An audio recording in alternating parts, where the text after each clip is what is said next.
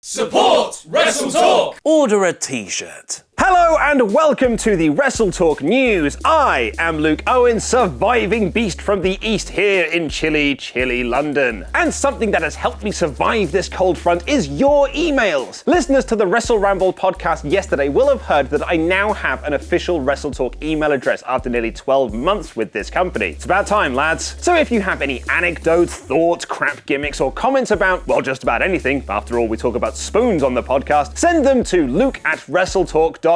As we said yesterday, if you're going to be rude with my email address, then either be Bobby or Rick about it. Speaking of which, I'd like to thank Isaac PLD, Macklin Burns, Mr. Blitz, Jonathan Paul, Harrison Berry, Michael Brown, and Austin Spencer for filling my inbox with those pictures of Bobby and Rick Rude. It actually really brightened up my morning. Someone who is looking to have their WrestleMania morning brightened up is current WWE Intercontinental Champion, The Miz. The champ cut a very impassioned promo on Raw this week about how he currently doesn't have a planned match for the event, with previous reports suggesting Miz would defend the championship against Finn Balor, with the Balor Club in one corner and the Miztourage in the other. The Wrestling Observer, however, reported back in January that Miz's IC match would be against Braun Strowman. Justin Barrasso of Sports Illustrated, who also reported the Rey Mysterio and John Cena rumor that was shot down quickly, is now reporting that Miz will find himself in a multi-man match for the belt. On this week's Raw, Miz lost to both Balor and WWE's Iron Man Seth Rollins, with commentary putting over the idea that both of these men